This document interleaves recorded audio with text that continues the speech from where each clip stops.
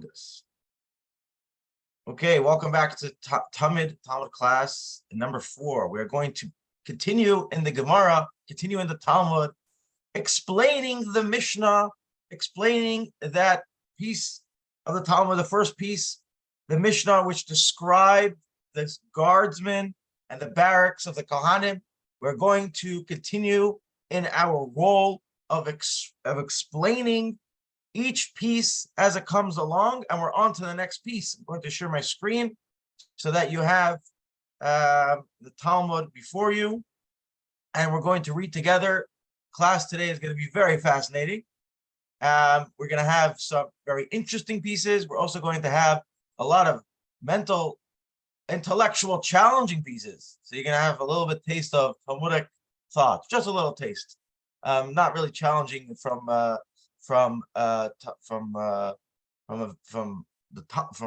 within the context of the Talmud in general.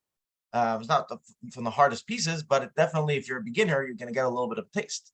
So, right here, let me share my screen.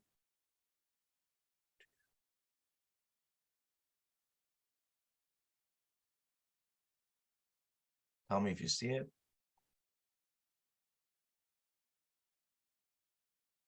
Okay, here we go.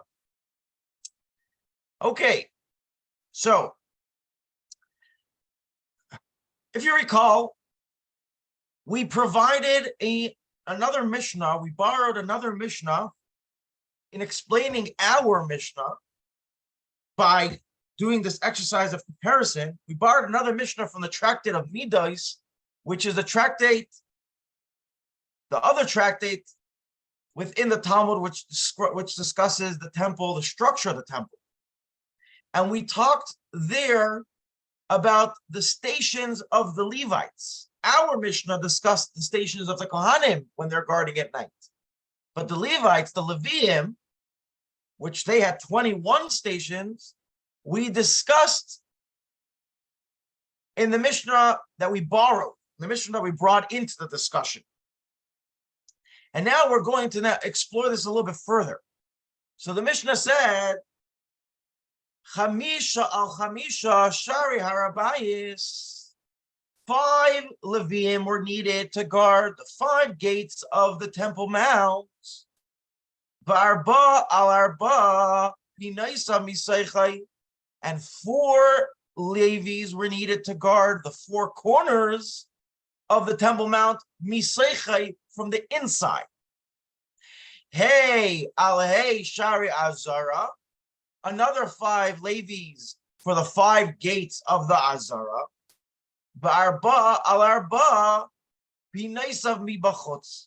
And 4 Levies we need to guard the 4 corners of the Azara, the courtyard of the temple, the actual temple structure, on the corners mibachutz, from the outside. Okay, so quickly to see our map over here. We got a temple. We got here. We have the structure of the temple within the Temple Mount. Remember, this is great imagery, but not such good accuracy in terms of sizing and stuff, but we get the point. So when it came to guarding the Harabayis, the Temple Mount in general, you have 1 guard by every gate and then 1 guard by every corner. Okay, beautiful. When it came to the actual structure of the temple, you have 1 guard by every gate and another guard by every corner from the outside, not from the inside. So obviously you have a question. If you don't have a question yet, Gemara is going to give it to you. The question is, Ma'ishna Harabayis. What Ma'ishna? What's the difference? Harabayis, the Avdinan Misaichai, the Temple Mount, you have guarding in the inside, from the inside. Ma'ishna, what's the difference? Azara, the courtyard, the Avdinan Mivachutz, that you guard from the outside. Why should there be a difference? Please clarify this to me.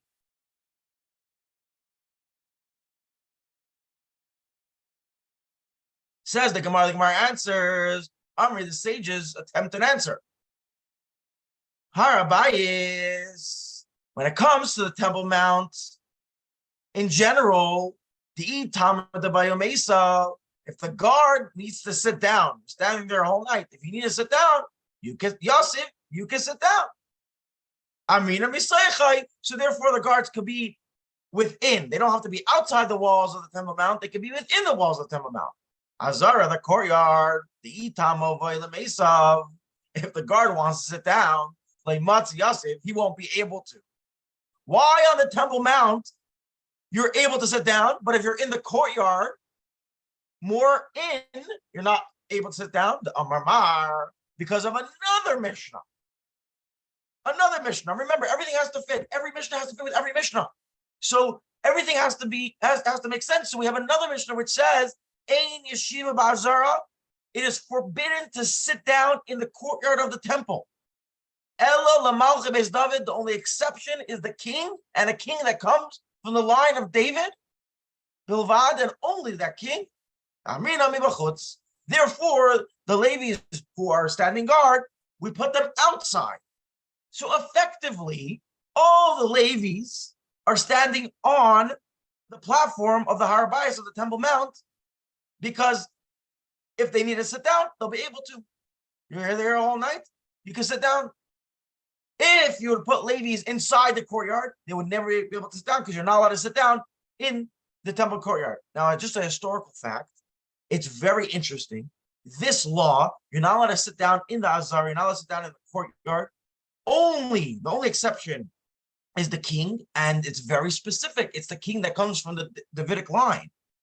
Just a historical fact, you should know that in the times of Rechavam, after the times of King Solomon, the building of the first temple, the nation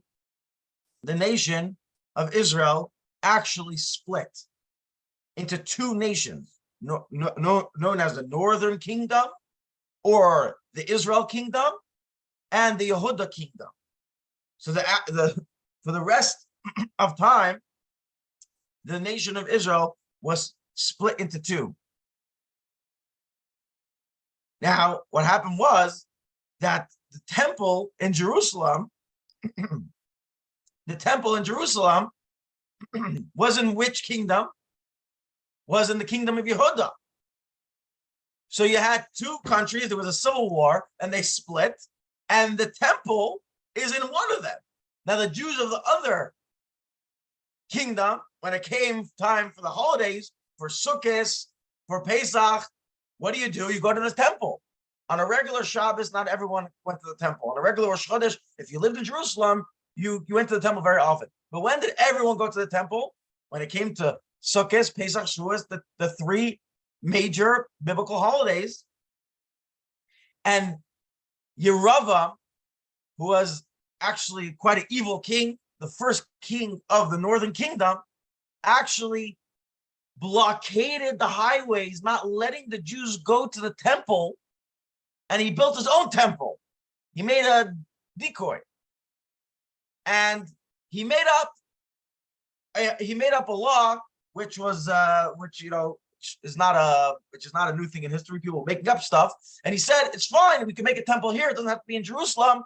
And he coerced all his subjects that they have to go to his temple in the Shomron in the north, and not the temple of Jerusalem. The reason is because if he would have let all his subjects go to Jerusalem, then obviously he would have to go. Because if all his subjects go to Jerusalem and they see the king is the king of Yehuda, his rival, then it's going to be like, he may lose this whole civil war because there's only one king, so he'll have to also go. And they're not going to actually have a war on the temple. I mean, that's not what he was afraid of. But what he was afraid of is that he would not be allowed to sit in the Azara like his counterpart, who was the son of Shlomo, the son of David. And therefore, people will see visibly able to see who's the true king. And so just a very, very interesting thing starting from him. The Jews were not allowed to go down to the temple, which is a very, very sad part of our history. Anyway, back to the Talmud. Let's bring it back up. On to the next piece. Okay. Omar Mar, we said in the Mishnah, we want to dissect this further from another angle. Hey, Al-Hey Shari Azara, 5 Levies were standing on the 5 gates of the Azara. The Hey Shar, wait a second. take nothing for granted and don't assume anything's true here. Wait a second. You're saying that there's only 5 gates in the Azara? There's only 5 gates to the temple courtyard? Excuse me. I'm going to bring you another Mishnah from the same tractate of Midas, the parallel tractate in the Talmud discussing the temple, which says, Zayin Sharim Hayu Ba'azara. 7 gates were there in the Azara. Gimel B'Tzafain, 3 on the north, which is on the right. The Gimel B'Darim, 3 on the south, to the left. The Echel B'Mizrach, and 1 to the east, which is behind the temple building. Let's look at this over here. You see this image here? You have 3 on the south side. We're looking over here. 3 on the south side. Let's find another image. If you could find the north side. There's a lot of images here, so we should be able to find. Watch this. This is all from this. Oh, here, there's the north side. Hey, you have another 3. Oh, actually, over here is 4. This image has 4. Very interesting. Is this image not accurate? 3 from the south side, 3 from the north side, and 1 from the Mizrach. Is this image not accurate? Well, let's go back to the Talmud, which actually is comparing these 2 Mishnahs, and there is a contradiction, which is a big, big no-no. One Mishnah, the Mishnah that we have, that we're holding in our hand, that we're analyzing, says that there's 5 gates to the Azara. And then the other Mishnah, which we're now borrowing from Midas, he says that there's 7 gates to the Azara. So we need to answer this. So the Talmudic sage jumps in and says, I'll answer it. Who is it? Yes, it's Abaye again. Rabbi Abaye, the Talmudic sage says, no. I'll explain to you. It's not a contradiction. Today, Minayu, like Shimmer, 2 of the gates don't need guarding. So there are 7 gates in total. Don't worry, there are 7 gates in total. It's just that our Mishnah that we are analyzing now is telling us the laws of guarding. And therefore, it only concerns itself with 5 of the gates because only 5 of the gates need guarding. Rava, who is Abaye's Talmudic rival. You always see Abaye and Rava. They're always the ones arguing it out. They are contemporaries. He says, no. I'll give you a different answer to this discrepancy, to this contradiction. Tanoi. It is a debate, a Tanaic debate. It is a debate amongst the authors, amongst the sages of the Mishnah. Again, as we described, the sages of the Mishnah were about 400, 500, 600 years before the sages of the Talmud. So, I mean, it's a different expanse. We're talking about the Mishnah was, we're talking about sages over a span of a few hundred years until the Mishnah was compiled. Not all the sages of the Mishnah lived at the same time, it's over a few generations. And the same thing with the Talmud, the same thing with the Gemara, with the explanation on the Mishnah, also an expanse of a few hundred years, not all in the same generation at all. But here's the big difference. If you're a sage, if we're talking about a Mishnah, that has its own category. Once the Mishnah was written and sealed, all the sages that come after that are part of the Talmud, part of the rest of the Talmud, the Gemara, and they can debate between themselves. And the Mishnaic sages can debate in between themselves. You'll never be allowed amongst the rules of reasoning in the Talmud a Gemara sage arguing on a Mishnah stage, because a Mishnah stage, they are from a previous time, which we are assuming that the tradition has been kept and solidified within the Mishnah. After that, there's no new sort of traditions that are coming down from Moshe at Sinai. We have traditions of how to explain the Mishnah. We don't have traditions adding or arguing with the Mishnah. We have traditions how to explain the Mishnah. So, says Rava, if you see these 2 Mishnahs that are in contradiction, one way to explain them is you explain it away. You explain how it's not a contradiction. Another way to explain this is it is a contradiction because it's a debate, because it's not settled. Within the Mishnah itself is a debate. And he's going to prove this. He said, let me prove how this is a debate. The Tanya, because we learn in a 3rd Mishnah. I'm going to bring a 3rd Mishnah into this mix, into the arena, and I'm going to show you how there's a contradiction even from the 3rd Mishnah, which obviously demonstrates that there's been a debate amongst the sages how many gates there are to the temple courtyard. The Tanya, as we learned in a 3rd Mishnah, this quote, you in the temple, you cannot have fewer than 13 treasurers on staff and 7 trustees on the temple administration. Okay, why 13 treasurers and 7 trustees? So Rav Nassan says, the reason why you can't have less than 13 treasurers get corresponding to Yud Gimel Sharim, to the 13 gates on the temple. It's 13 gates, 13 treasurers. So now let's analyze this. Dal Chamisha Daharabayis. So we already know that the Temple Mount, the outer wall, has 5 gates. Take that away. What's 13 minus 5? Pashalu Timana. You are left with 8. The Azara to the actual courtyard. So obviously, the very fact that we're using the number 13, and then you subtract 5 because you have 5 to the Harabayas, you're left with 8 gates to the Azara. Auma. So it must be Ikatana. There must be that there is a Mishnaic, unnamed Mishnaic sage, the Amar Timana, who has a tradition that there are 8 gates. The Ikatana. So then there's another Tana, the Amar Shiva, who holds there are 7. The Ikatana, the Amar Chamish, and then there's another Tana which says there are 5. So we have 3 different Mishnahs. One is inferring that there are 8 gates to the courtyard. One is inferring that there are 7. One is inferring that there are 5. It's not a problem. It's a debate. It's a debate. Now you can ask, what actually was there? Are they arguing? Are they arguing on a historical fact? Is there a way to prove one wrong, one right? So there are a few ways to approach this. One is you could say that yes,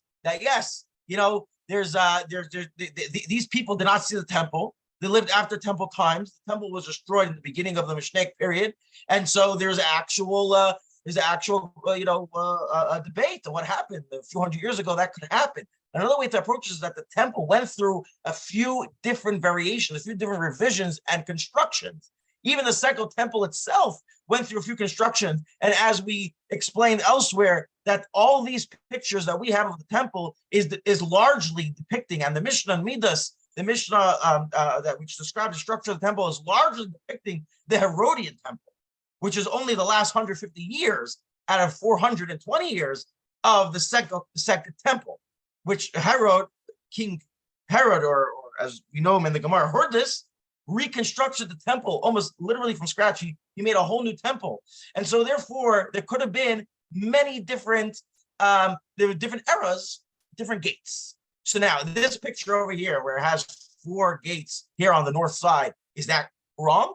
No, it's not. Not necessarily is it not wrong. It could be that whoever drew this picture said, you know what? I want to draw this picture according to the Tana, to the Tanaic sage, who holds there is 8 gates. Okay, back to the Gemara now.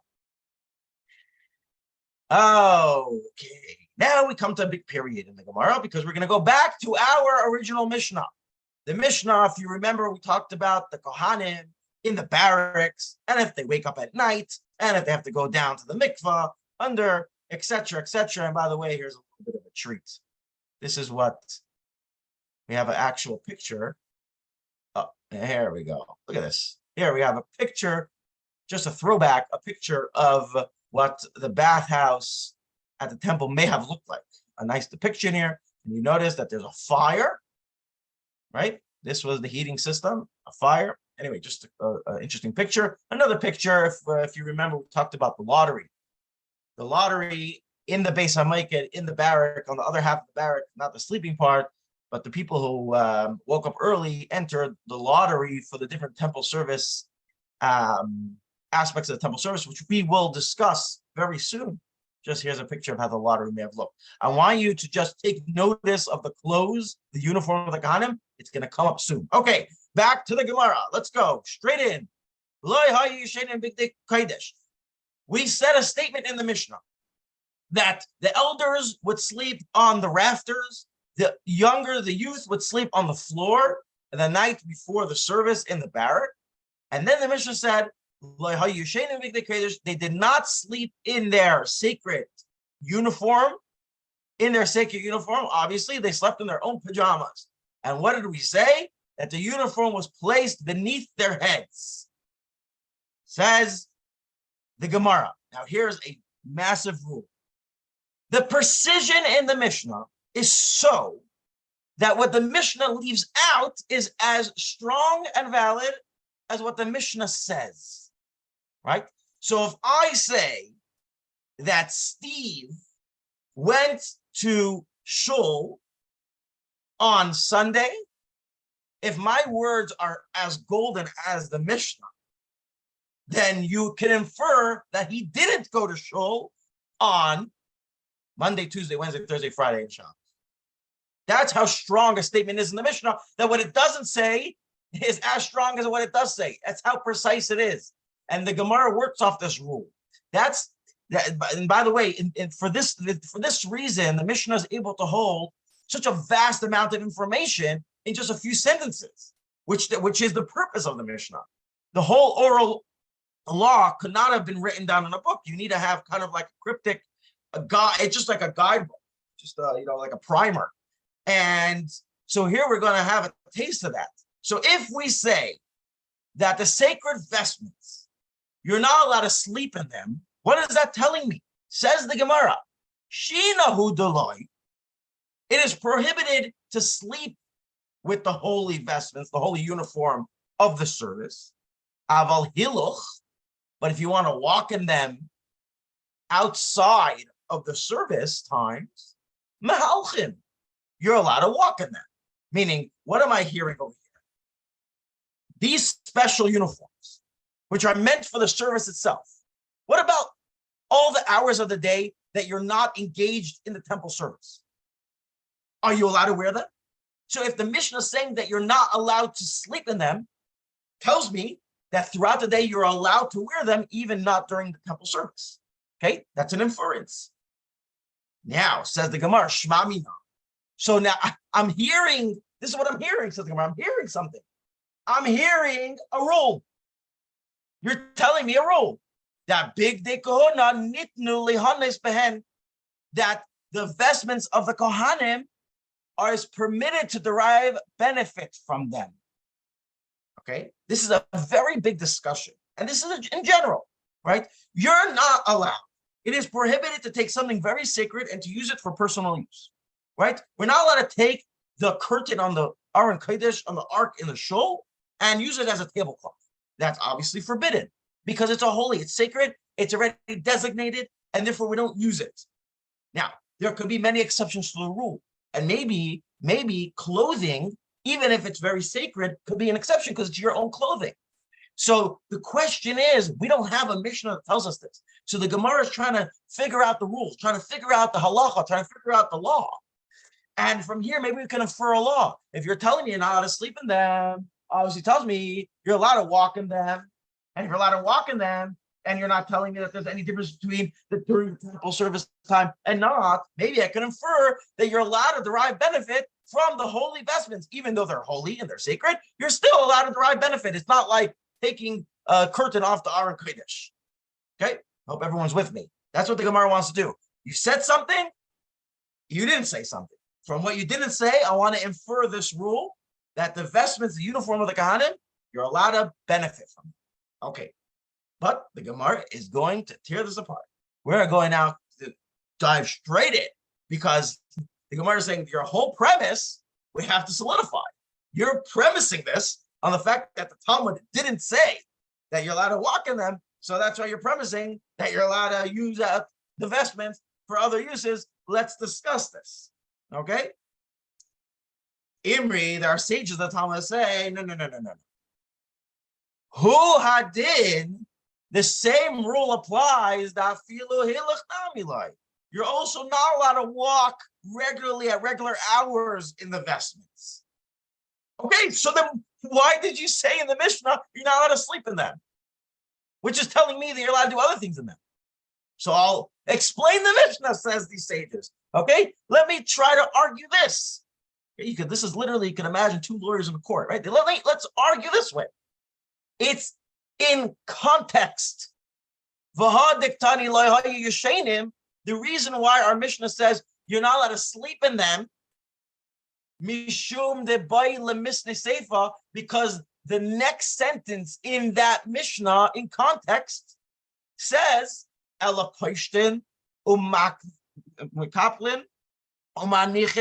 they would take them off at night, they would fold them, and they would put them tachas rashein, under their heads. The Mishnah is trying to tell us what happens to the clothing at night. Where do you put them? Is there a locker room? There's no locker room. Are there hooks? There's no hooks. It's telling us that what they would do is they would take their vestments, they would fold them up nicely and put them under their head, right where they're sleeping, because the Mishnah is telling us that. So the Mishnah says, you're not allowed to sleep in them. Don't try to read too much in the words. Don't infer anything. It's all in context. The only way you can infer any law from what I didn't say is if I don't have that proper context. So because the next sentence is talking about where you put your clothes at night, so the first sentence, Nami lo yishenin. What's the argument? The argument here is, yes, the words of the Mishnah are really gold. They're very precise, but they also have to make sense. So they're also a narrative. There's also a context. And therefore, if I could prove that I said X, and I said it because of Y, because of the context, so you don't infer anything from me. So if I say that Steve went to shul on Sunday, and then my next sentence is that Sunday is BLT, so that's why I'm saying Steve went to shul on Sunday. Not because I'm trying to tell you that he didn't go to shul any other day. I'm just giving, the reason why I said Sunday is because I wanted to tell you that Steve was at BLT. You understand what I'm saying? So the next sentence could give you context for this sentence. So you don't have to read into my words any inference. Okay. Says the Gemara, okay, fine, I grant you that. If I don't infer anything in those words, therefore the rule that I'm trying to learn out, that big dekahona, the vestments of the Kohen are not necessarily allowed to be used, because I have no indication that you're allowed to walk with them outside the service. The Gemara says, ha gufa kakasha. However, I have a question. You're bringing up the second sentence? You're bringing up the sentence of where the clothing go at night in order to give me context? Okay, fine. You are the one who brought it up. We are now going to slice and dice it. We're now going to analyze the sentence you yourself brought up. Ha gufa, in itself, kakasha. I have a question on your argument. Are you trying to tell me the Mishnah said that you can take these garments and put them under your head like a pillow? Shmami, no. What did I learn from that? I learned from that the same rule. Obviously, you're allowed to utilize the Kohanic vestments for your own benefit because you're using it as a pillow. So you're telling me you're not allowed to walk in them. You're using it as a pillow. So obviously, you are allowed to derive benefit from that. Okay, this is real Gemara back and forth. Okay, says the Gemara. No. Let me reinterpret what you read. Ema neged rashehen. The Mishnah means to say next to their heads, not under their heads, next to their heads.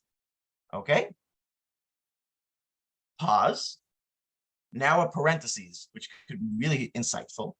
Rav Papa. Rav Papa says, this is a parentheses. The Rav Papa jumps in.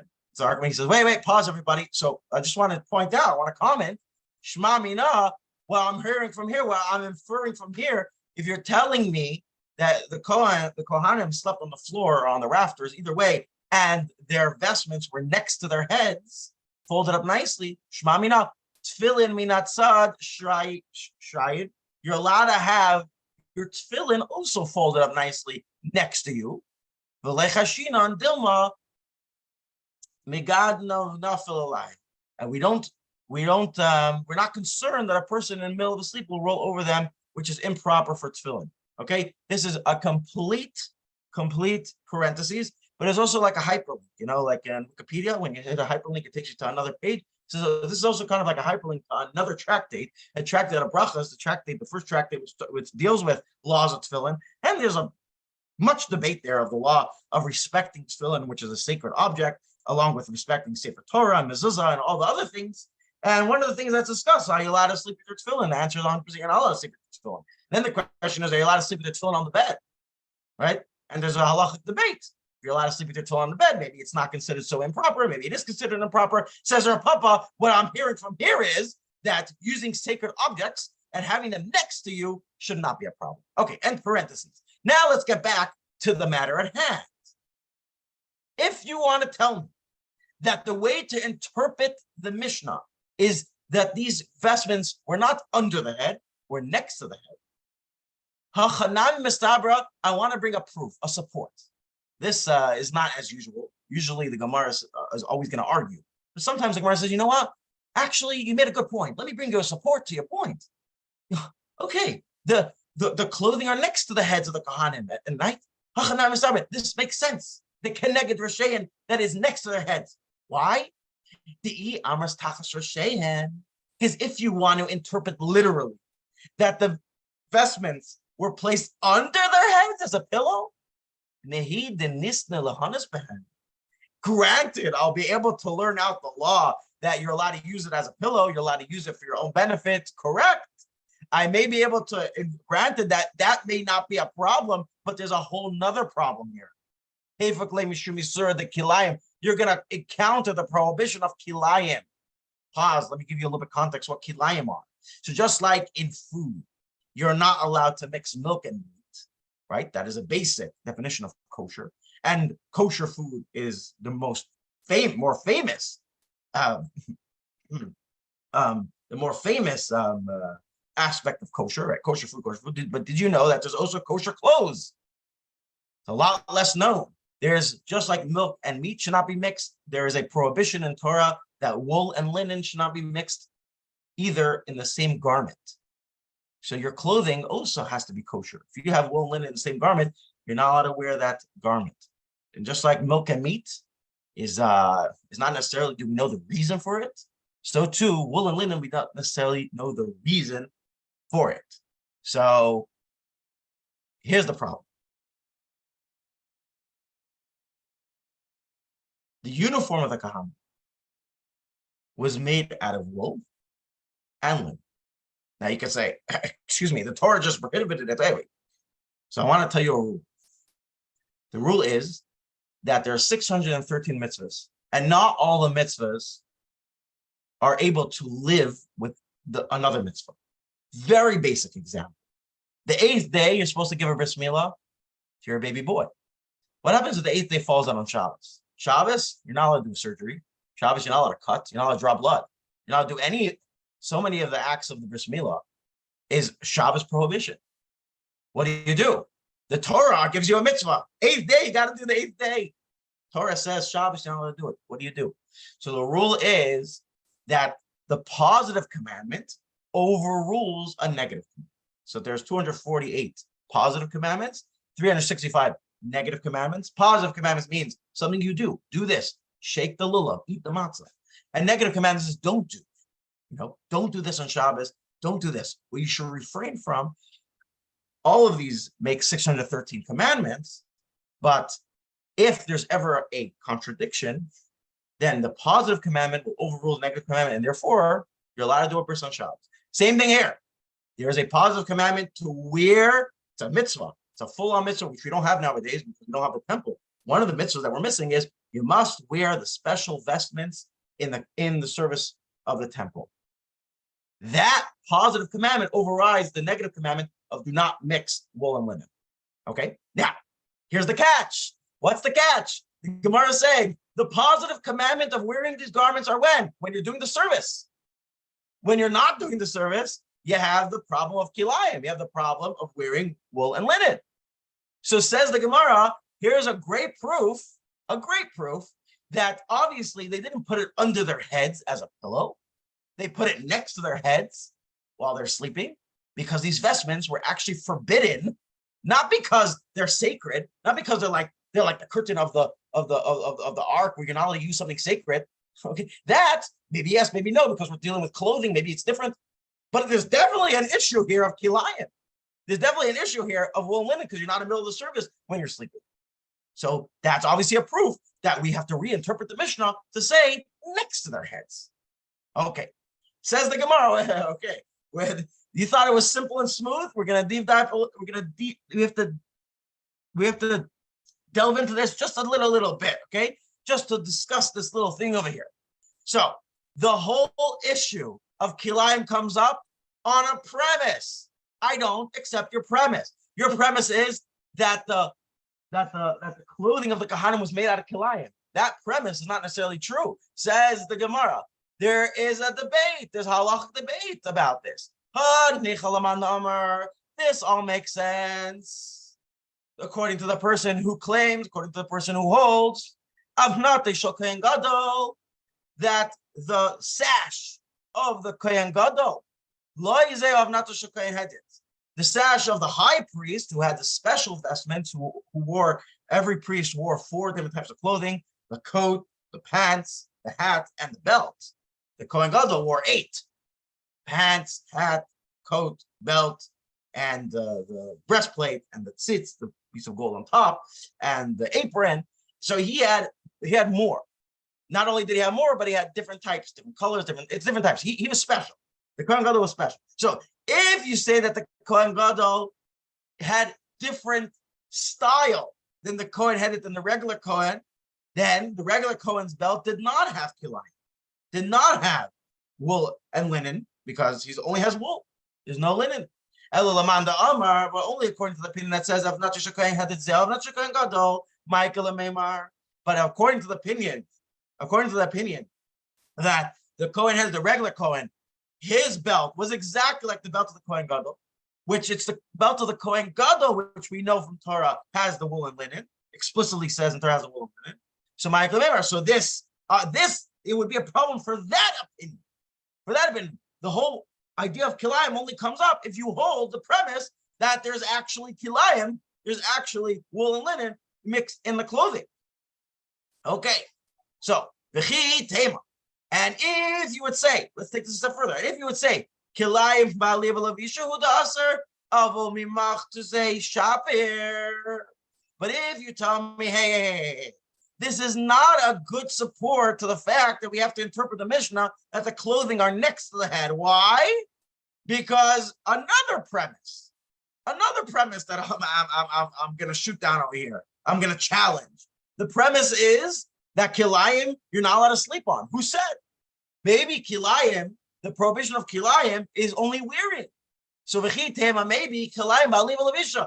Kilayim, the prohibition of wearing wool linen is only when you're wearing it. Who does it? That's when it's prohibited. That's when it's prohibited. To say shaper, but if it's under you as you're using it as a pillow, no problem. But Tanya, so we bring a Mishnah. You should not have kilayim on you. That's what it says in Vayikra. That's what it says in the verse. Let's be very specific here. You should not have it on you. Be you're allowed to have it under you. However, says the Mishnah, it was the rabbinical enactment to say, Chachamim said, our sages said, Asur la'asis came, even though biblically you're allowed to have kilayim under you, you're allowed to have kilayim when you're sleeping as a pillow, we are prohibiting it. Why? Shema tichrach nema achas absar, because maybe a thread will be popping out, and in your sleep it will cover over you. It will come onto you, and because we have that concern, it is rabbinical enactment that you should not be sleeping on kilayim either, and therefore our premise stands. Our premise stands that kilayim is a problem as a pillow. So obviously, when the Mishnah says that they had their garments under their head, it didn't mean under their head, it meant next to their head. Okay? So, says the Gemara, no, don't settle yet. Don't sit down. I still have to figure something out here. V'chi tema. And if you say, the mafsik midi, maybe the Mishnah, interpret the Mishnah like this. Why do you have to go so radical to interpret the Mishnah that when it says under the head, it meant next to their head? Maybe it was under their head, but there was something separating. Maybe they had their garments and then they had like a sheet over the garments and then they slept. So you're not sleeping directly on the kilayim. Maybe that's what it means. Who said that it was next to their heads? Rav Shimon, the sage Rav Shimon said, Amar Rabbi Yeshua ben Levi, in the name of Rabbi Yeshua, the son of Levi, Amar Rabbi Yasi ben Shaul, in the name of Rabbi Yasi ben Shaul. This is one of the places, and this is where the Talmud actually gives you a little bit of a chain of like where the tradition came from. So we actually have it all the way up into the name of Rabbi Yesi ben Shol, Rabbi Yesi the son of Shol, Mishum Kahala Kadish B'Shalayim, who got this tradition from the holy congregation in Yerushalayim. They said the following rule: Afilu eser matzai zu agabi zu, even if you have 10 layers of bedding, one on top of the next, the kilayim tachtein, the kilayim all the way at the bottom, you're not allowed to sleep on them. So it doesn't make a difference. This enactment of the sages, kilayim, is such a bad avera. It's like milk and meat. So we want to distance ourselves so far from milk and meat. You know what? We do so much things to separate ourselves from milk and meat. We have separate forks, separate spoons, right? We do a lot of things. Same thing here. We want to do a lot of things that we shouldn't come anywhere near it. So even if you have 10 layers of bedding and the kilayim is all the way on the bottom, you should not sleep on that bed. Okay, so that means that our premise is solidified that you shouldn't be sleeping on kilayim, just like you shouldn't be wearing kilayim. Let's end this. Shema mina. So what do we infer? Neged Rashayin. It must be that when the Mishnah says that they had their vestments under their head, it meant next to their head. Okay. So think about, wait a second. No. I have another question. Maybe when the Mishnah was saying that they had vestments under their head, it means under their head. But maybe it's talking about that it's in the vestments that don't have kilayim. Maybe the belt, the one that has kilayim, wasn't under the head. But you don't have to interpret that when it says under the head, it means next to the head. Rav Ashi Amar, Rav Ashi says, big dick kahuna, kashin hain. Rav Ashi says that anyways, it could be under the head and it's not a problem of kilayim. Why? Because the big dick kahuna was not soft material, it was very stiff and very hard. Damar Rav Huna Breder Rav Yeshua, and Rav Huna, the son of Rav Yeshua, said, nimta gamda dinara shari. If you have a very, very, very stiff piece of clothing, then you are allowed to sleep on it, because the enactment of the sages, the Kachun of the sages, has gone away, because we're not concerned now that in the middle of your sleep, a little thread is going to be coming over your cheek or something to cover you, and then you will be wearing kilayim during your sleep. That concern falls away. It's as if you're sleeping, let's say, on a hard stone. Obviously, you don't have concern that a piece of the stone is going to come over you. It's a stone. It's hard, no matter what. No matter if you're the biggest thrasher in bed, you're sleeping on a stone. So if you're sleeping on a very hard garment, even if it's kilayim, it should not be a problem. And the vestments of the kahanim happen to be in the category of that hardness, of that stiffness, so it shouldn't be a problem. Okay, so we're going to end over here. But after all the dust settles, what you have to do is walk your way back all the way up the food chain and see what exactly happened over here.